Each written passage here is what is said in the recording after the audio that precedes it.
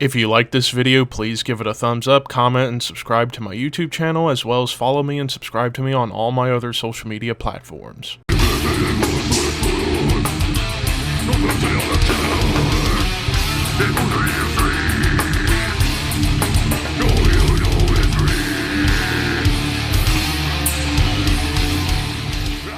What's up, Thrashers, and welcome back once again to the Thrash Maniac 99 YouTube channel, and I am back with another discography ranking. It's been a little bit since I've done one. The last one I did was for Entombed, and well, since pretty much the remainder of the discography rankings I'm doing for 2023 are handpicked by me, I wanted to touch on some bands, and well, one of the big ones I wanted to do, we're going to get it out of the way right out of the gate in 2023, I am going to be ranking all 7 studio albums from Southern California metal veterans Avenged Sevenfold. Yes, probably one of the most polarizing bands in metal just because of their mainstream success, when musically, I'd say they have some of the best stuff in terms of modern metal out there.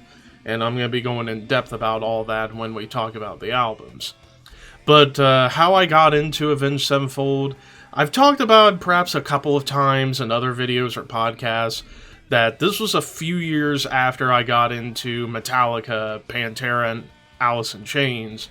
2003, and back when I was a NASCAR fan, not so much anymore, but I would always get the video games for NASCAR pretty much every single year, and for 2003 it was NASCAR Thunder 2004, and on that soundtrack, which by the way, one of the best soundtracks for a sports game ever, I would say, and on that soundtrack was the song Chapter 4, and consider me floored whenever I heard that song as a kid.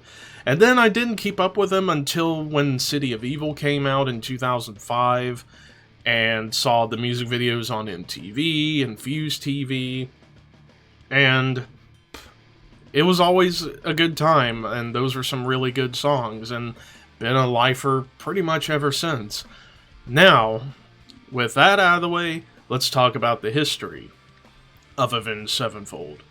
So, Avenged Sevenfold formed in 1999 out of Huntington Beach, California, and the lineup consisted of Matt Sanders, who would later be known as M. Shadows on vocals, Zachary Baker, who would later be known as Zachy Vengeance on guitars, Matt Wendt on bass, and Jimmy Sullivan, who would later be known as The Rev, on drums.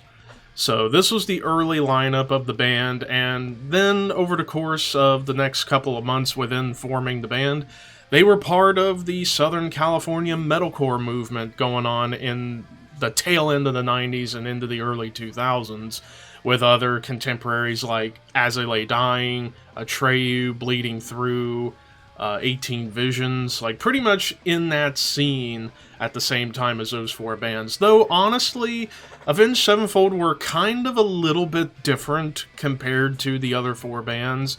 Like most of the other bands within that scene was more inspired by hardcore, whereas Avenged Sevenfold was more inspired by classic punk rock and heavy metal. Like, some of their big punk influences came from Misfits and Bad Religion especially, and then mixing it with their big metal influences like Iron Maiden, Metallica, Megadeth, At the Gates, Slayer, Judas Priest, among so many other metal bands. So they were able to mash together pretty much all that into what they would eventually become.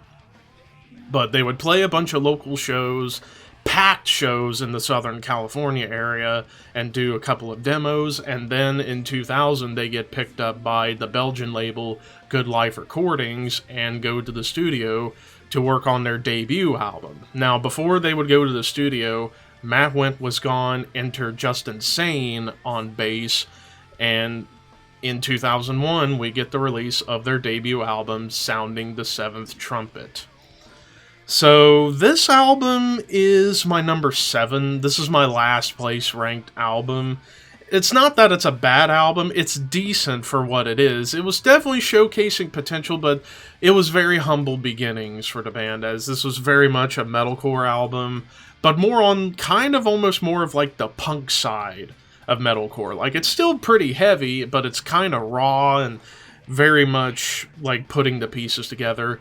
Though I will note the opening track to End the Rapture does feature leads from Brian Hayner Jr., later known as Sinister Gates, who is the son of guitar guy himself, Brian Hayner Sr. from Jeff Dunham, for those who didn't know.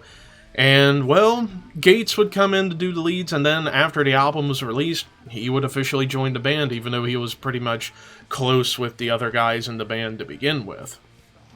But this album does have some good songs, like Darkness Surrounding, We Come Out at Night, Thick and Thin, which was probably the heaviest track of the album. Yeah, you got that ballad Warmness on the Soul, which is fine for what it is, but definitely not a favorite of mine nowadays.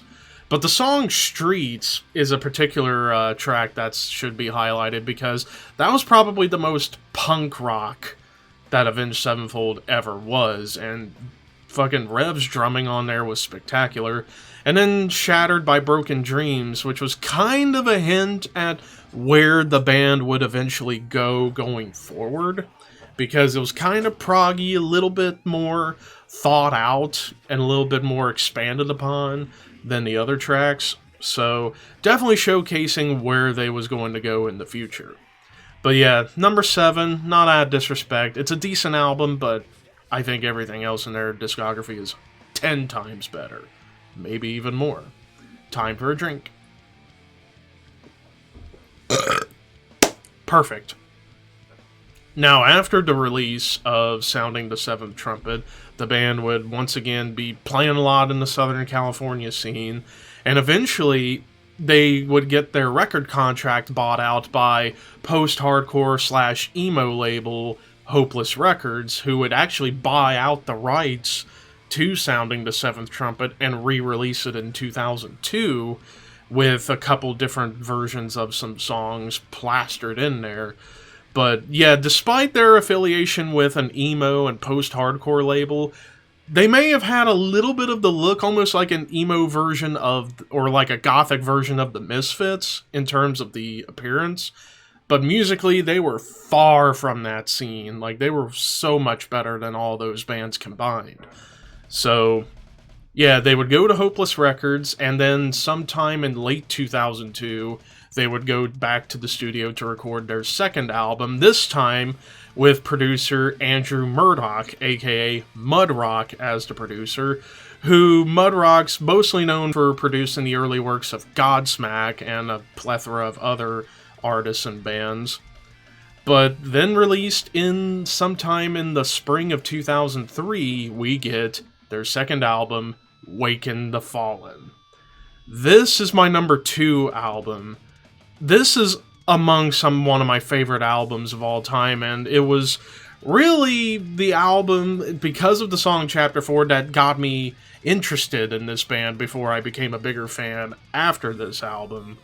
But yeah, this album, still metalcore, but definitely much more on the heavy metal side. Like, I would say it's like 90% metal, 10% punk. Like, there's still a few punky bits, but it's straight up metal. Almost power metal or thrash metal and even melodic death metal inspired in so many places on this album. But yeah, after the title track intro, you go straight into like pretty much their first hit, Unholy Confessions, and then pretty much top to bottom, this album's a masterpiece of metalcore. I would say for me, the best metalcore album I've ever heard.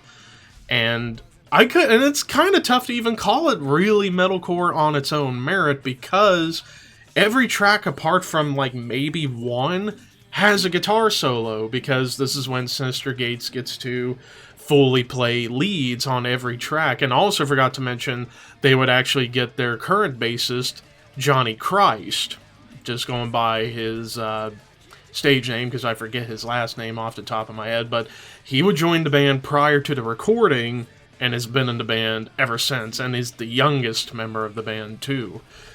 But yeah, all these songs are just absolutely fantastic. Eternal Rest, where they showcase some really cool like grooves, and then songs like Second Heartbeat, where they get thrashy but still maintaining a little bit of their punk rock influence. And then I Won't See You Tonight Part 1 and Part 2, two completely different songs. Part 1 was this more like dark, haunting ballad track, all clean vocals, and then Part 2 was just a brutal onslaught of thrash and chug, almost death metal chug to some extent.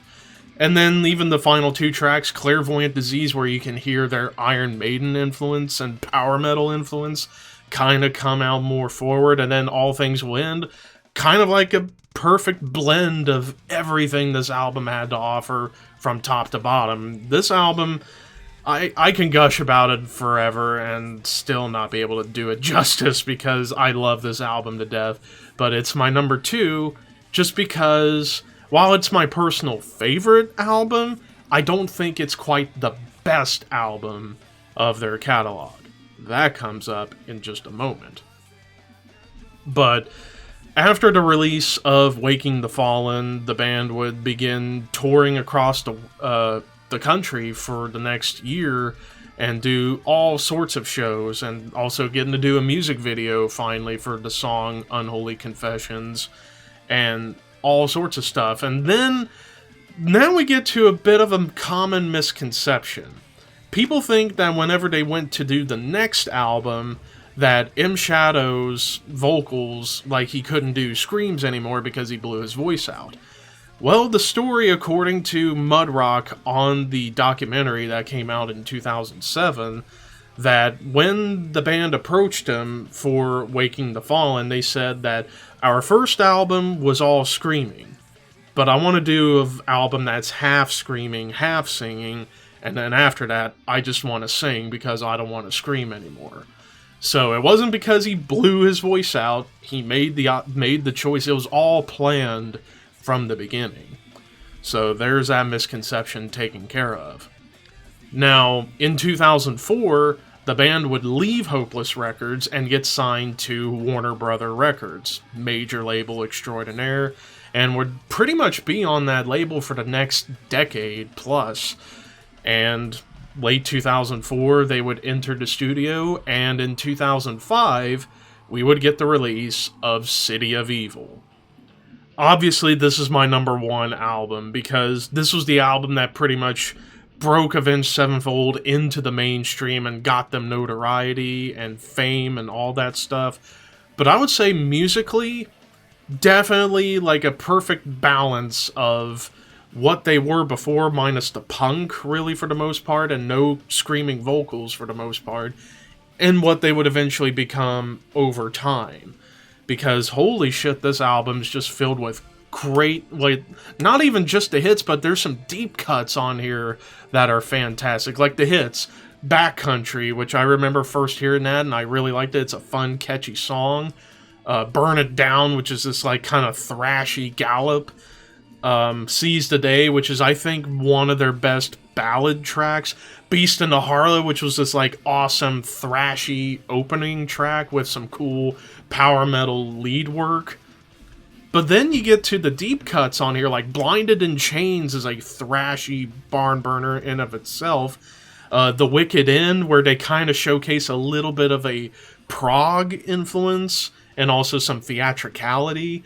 And then the other long track, Strength of the World, which was 9+ minutes long, which up to this point was the longest singular song of their career. And then MIA, which was almost 9 minutes. Like, both of those songs showcasing that, hey, this band loves their progressive music, whether it's bands like Dream Theater or Pink Floyd. They just want to showcase that, hey, we can write more than just straightforward pop-structured tracks. Like, we can write some complex stuff. But yeah, just top to bottom, this album, it's a mid-2000s metal masterpiece. Like, it's heavy metal with elements of thrash and power metal and prog kind of blend together into a traditional heavy metal package. But yeah, absolutely phenomenal. My number 1. Now, over the next couple of years, they would tour pretty excessively for the next couple of years in support of this album, held doing Ozfest in 2005. And then in 2006, they would land a coveted opening slot for Metallica, which over in Europe, which that had to have been super cool for them. And hell, they would even get to participate on stage with Metallica during a couple of festival shows doing Misfits songs. Hell, at one show, they, along with Trivium, did Die Die My Darling with Metallica, which was really cool to hear. So yeah, they got to start doing some of their biggest dream moments of their lives back in 2005 through 2007. Now we move into the next album. They would go back to the studio in early 2007, and they would have a bit of a different sound in mind for this next album. Released in the fall of 2007, we would get Avenged Sevenfold, otherwise known as the White Album. This album is my number 5. I think this is a really damn good album, a solid follow-up to City of Evil, although obviously this album does have a lot of difference. You still get your token Avenged Sevenfold songs that maintain a nice heavy dexterity, songs like Critical Acclaim, Afterlife, which is one of their best songs that they've ever created. It's such a masterpiece of a track. But you also do get some more experimental, almost avant-garde tracks on here, like A Little Piece of Heaven, which is like this Broadway piano horror romance track that kind of feels something like Mr. Bungle a little bit, except minus the time signature changes. Like, it's more straightforward in terms of the time signatures, but it's still very proggy, very avant-garde, and very experimental. Dear God, which is their attempt at a country song, but it's not bad. I mean, I'm not the biggest country music fan out there, but I can acknowledge when a band does a country song right, and I think they did it right, at least in my opinion. But also songs like Gunslinger, kind of teasing a little bit of a country vibe, but still maintaining some heavy riffs.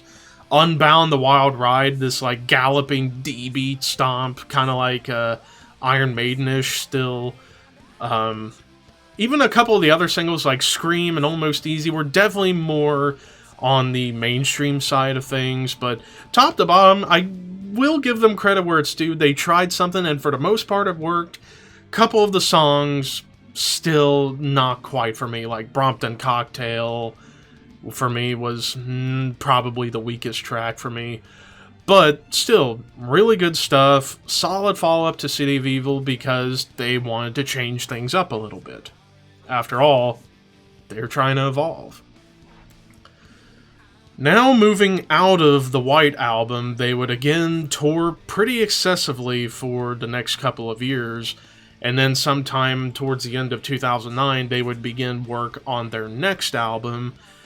However, December 28th, 2009, tragedy struck Avenged Sevenfold when we lost Jimmy the Rev Sullivan after he died of a drug overdose and sadly passed away.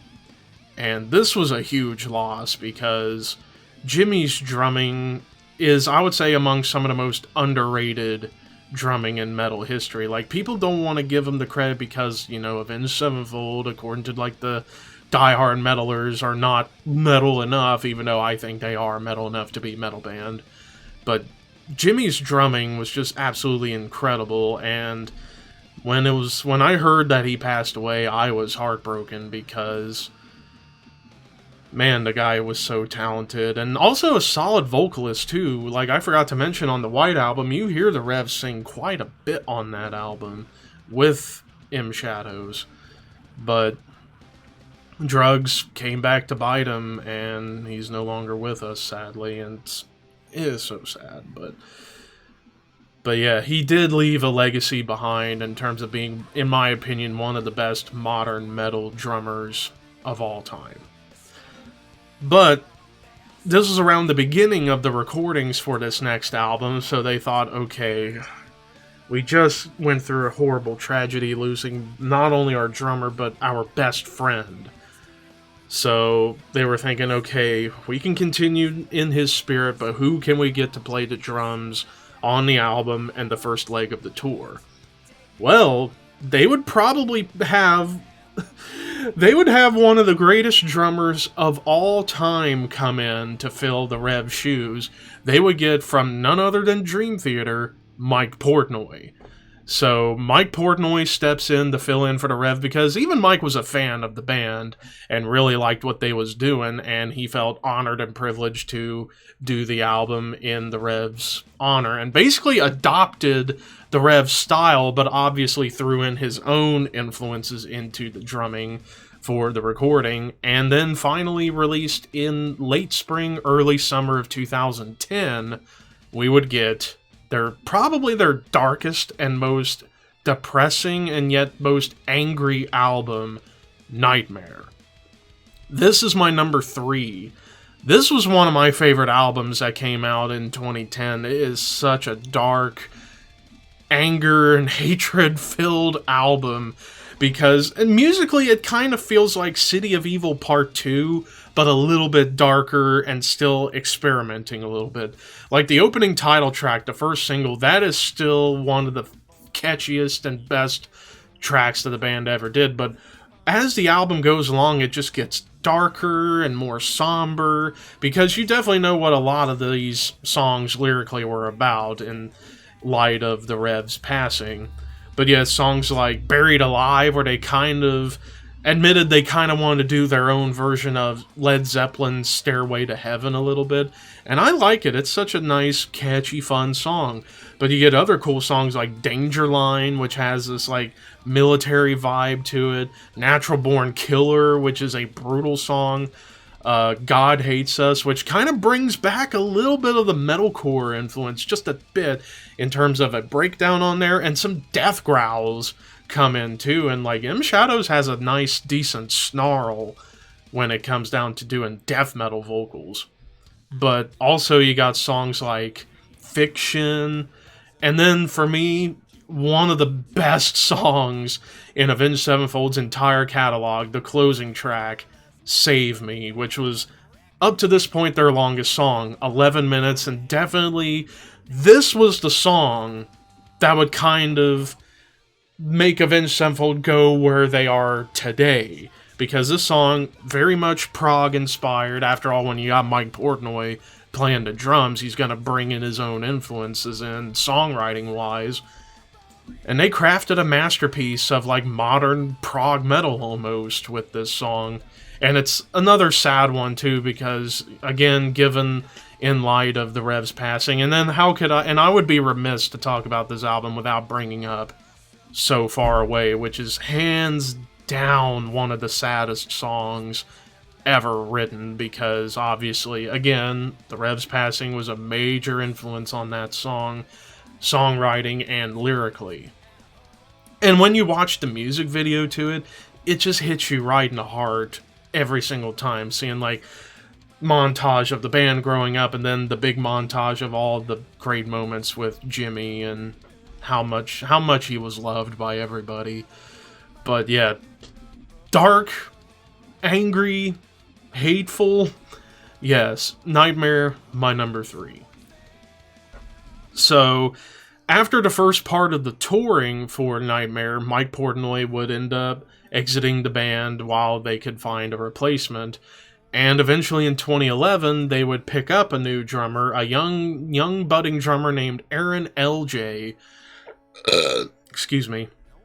would come in to be on drums for the next couple of years and do a bunch of stuff like recording a couple of songs for the Call of Duty franchise, like Not Ready to Die in 2011, but Carry On in 2012 when they released that. I think that was for, I forget which Call of Duty it was that song was released for, but that song, another one of the band's best songs, kind of like this cool, like, power metal meets thrash metal, classic metal, flair everywhere, great leads, awesome drum work, and it's catchy. And even the music video for it with the video game characters was really entertaining, so definitely go back and watch that music video if you haven't seen it ever or in a long time.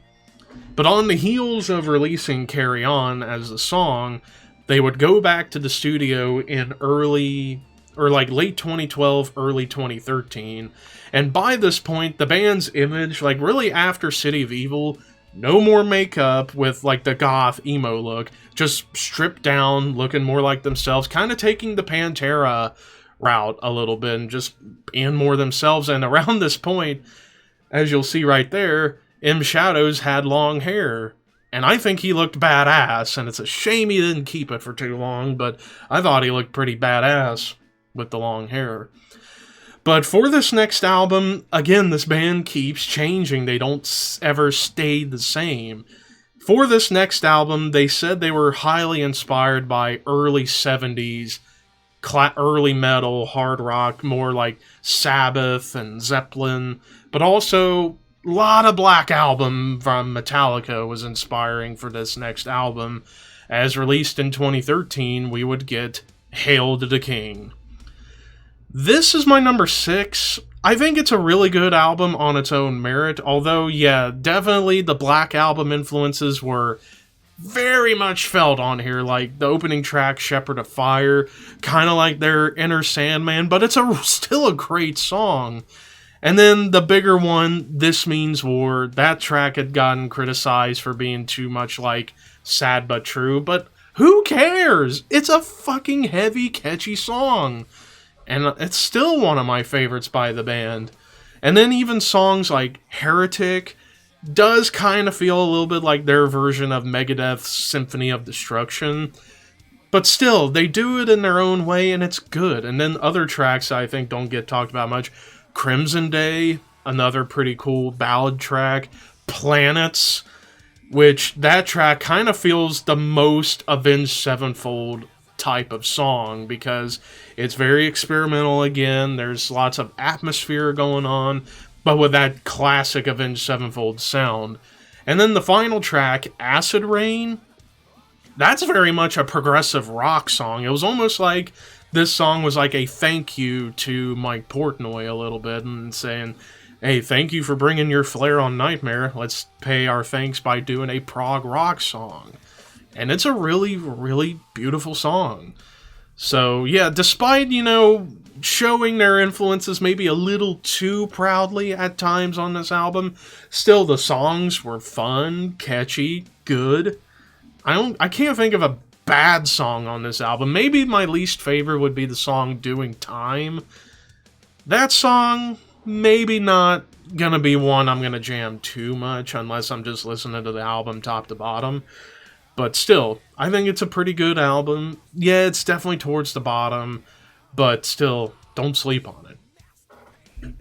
But after the release of Hail to the King, about a year or two later, Aaron LJ would leave the band, and entering on drums, the oldest member of the band in terms of age, we would get Brooks Wackerman to come in on drums, and he is most known for being the longest tenured drummer of Bad Religion, but also done work for Tenacious D, Infectious Grooves, and even work with Judas Priest guitarist Glenn Tipton. So he's got a pretty solid foundation for his drum work, and he's even, I think I've read he's described himself as being more of a prog metal drummer than a punk drummer or anything along those lines, because he loves his prog music and heavy metal. So definitely, I think, a good fit in Avenged Sevenfold. Despite him being a little bit older than the rest of the guys, he still brings in his own drum takes, and dare I say, just as good, if not maybe just a tiny bit better than the Rev. But that's just my opinion. But for this next album, it was kind of a surprise, because they didn't really promote this upcoming album very much. Hell, like a month before release, they would release the first single, which I'll talk about. And there was rumors of what it was going to be called, at least according to Chris Jericho. He thought it was going to be called Volatic Oceans at one point, but that turned out not to be the case. Also, around this time, Avenged Sevenfold would leave Warner Brother Records, which I think they had a bad falling out with them, to the point where the band told the fans to not buy the greatest hits that Warner Brothers was making, but they would sign to Capitol Records, where they still remain to this day. And released in October of 2016, we would get the release of the latest album, The Stage. This is my number 4.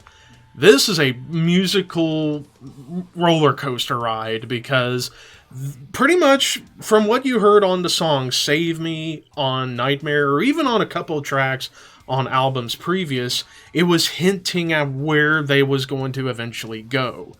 After they kind of got their, like, heavy Metallica and Black Sabbath and Megadeth inspired album out of the way, they were like, okay, let's get to where we really want to go. And where we want to go, progressive metal. And The Stage, I think, is an awesome prog metal album. And also their first concept album, all about themes of artificial intelligence, warfare, space, sci-fi stuff. Basically a sci-fi themed prog metal album. And you kick it off with the title track, the first single, The Stage, which was released a month before the album came out.